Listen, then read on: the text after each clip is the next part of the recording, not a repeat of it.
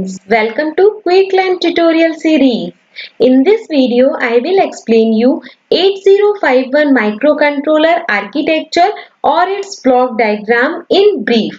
This is lecture number 6 of microcontroller series. So this is the block diagram of 8051 microcontroller. Before I discuss this block diagram, in my previous video I have already explained the detailed description of 8051 block diagram or architecture. This is the detailed architecture of 8051 microcontroller. In this architecture, I will explain all the component, all the functional block in detail. So if you want to detail study of 8051 architecture, so please refer my this video. This is lecture number 5 of microcontroller series. So don't make a doubt in both block diagram. This block diagram is detailed description of 8051 microcontroller. Here I discuss all the component of CPU, all the function of RAM, ports, all registers, stack pointer, all function in detail. But in this video, I will explain you brief description of 8051 microcontroller, and this video is very helpful for examination point of view, or if you want only the overview of 8051 architecture. So this video is very helpful for you. So let's come in the topic. Before I discuss the block diagram, first I will give you a brief introduction of 8051 microcontroller. 8051 was one of the oldest architecture of microcontroller developed by Intel in 1980s. It is the most popular and general purpose microcontroller. This is an 8-bit microcontroller.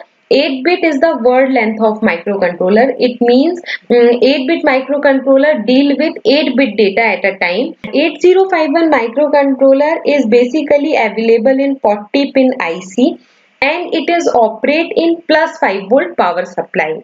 In older version of 8051 microcontroller is based on NMOS technology. In NMOS technology, the power consumption is high. Later, the latest version of 8051 microcontroller having CMOS technology. The power consumption of the latest technology, it means the CMOS technology, is very less. That microcontroller is called 80C51, and C stands for CMOS technology. Now come in the block diagram of 8051 microcontroller. The main component of 8051 microcontroller is CPU, and CPU is basically a central processing unit. It is the brain of microcontroller or any processor. The function of CPU is to monitor and control all the operations that are performed on microcontroller unit. In CPU, the user has no control over the work of the CPU directly. CPU basically consists of ALU, arithmetic and logic unit, control unit, and registers. ALU is basically a arithmetic and logic unit that perform arithmetic and logic operation. Arithmetic operation just like addition, subtraction, multiplication, and logic operation just like AND or NOT operations, that is performed by ALU. Next is the control unit. Control unit control all the operation of 8051 microcontroller. It is responsible for timing of the communication process between the CPU and its peripheral. Next is the register. Register is basically used to store data or address of the memory location temporarily. So this is the central processing unit, the main part of the 8051 microcontroller. Next block of 8051 microcontroller is oscillator circuit. Oscillator is the main component of 8051 microcontroller. The main function of oscillator is to generate clock signal for 8051 microcontroller, and it is directly connected to CPU. The clock signal provides synchronization between all the component of 8051 microcontroller. The range of oscillator circuit varies from 1 MHz to 20 MHz. For high frequency, it means for fast processing microcontroller, we use 20 MHz oscillator, or for low frequency, it means slow processing microcontroller, we use 1 MHz oscillator. Next component is bus control. So first we know about what do you mean by bus. Bus is basically a collection of wire which work as communication channel or transmission media for transfer of data. There are basically two type of buses in 8051 microcontroller, address bus and data bus. 8051 having 16-bit address bus to carry address and 8-bit data bus to carry data. So here we see in the block diagram all the components are connected with the help of buses. Bus control unit control the operation of bus. Next component is input output port. 8051 microcontroller has four 8-bit bidirectional input output ports. These ports are port 0, port 1, port 2 and port 3. Each port having 8 bit. So 4 port having total 32 bit. So these port allow the microcontroller to connect with outside world. It means these port allow the microcontroller to connect with other external microcontroller, other external peripherals, memory. These port allow. These port having dual functions. These port are work as a bidirectional input output ports. Bidirectional means these port work as a input port as well as a output port. And the other function of these port are, if we connect external memory, external input output devices or external microcontroller from 8051 microcontroller, these perform different functions. So 8051 having 4 input output ports. Next is serial port. 8051 microcontroller is loaded with a powerful feature, that is UART, Universal Asynchronous Transmitter and Receiver, which actually allow 8051 for serial communication.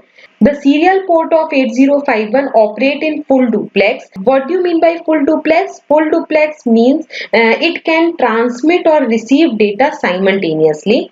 8051 has an integrated serial port so that we can easily read and write value to serial ports. For serial port, we use some special function registers just like SBUF register to hold data and SCON register, serial port control registers.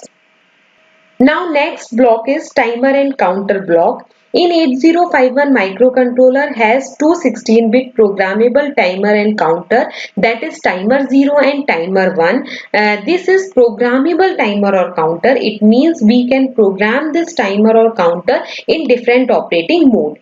The timer and counter operate in different operating modes. So here some special function register is also there, that is TCON register, T mode register. This unit is basically used either as a timer or as a counter. In case of timer mode, it generates a time delay, and in case of counter mode of operation, it counts the event happening outside the microcontroller. Next block is RAM and ROM, that is the memory of 8051 microcontroller. 8051 is basically based on Harvard memory architecture. In Harvard memory architecture, to store program and to store data, there is a separate unit. So in 8051 microcontroller, here we use 128 byte of RAM, random access memory. This is a volatile type of memory and this is used to store data. It means it is a data memory. And here we use a 4 kilobyte of on-chip ROM, that is read-only memory. This ROM is basically used to store program, so it is a program memory. So we can say that 8051 having 4 kilobyte of on-chip program memory, that is ROM, and 128 kilobyte of data memory, that is RAM. Next block is interrupt control. So first we know about what do you mean by interrupt.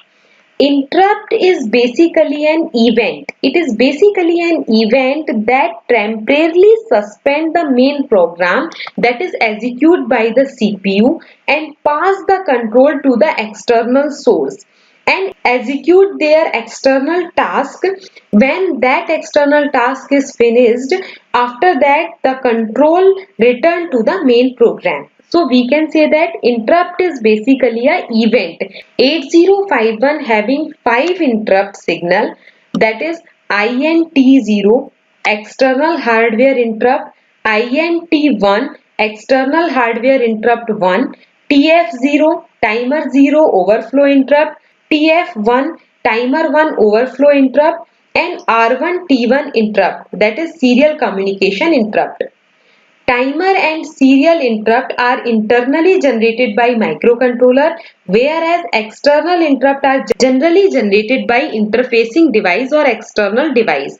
Each interrupt can be enabled or disabled by setting the bit of IE register. IE means interrupt enable register. So this is the brief description of 8051 microcontroller. This video is very helpful for examination point of view. If you want the overview of 8051 microcontroller, this video will help you. If you like the video, please share my video to your friends and your classmates. Keep watching my video and stay continued.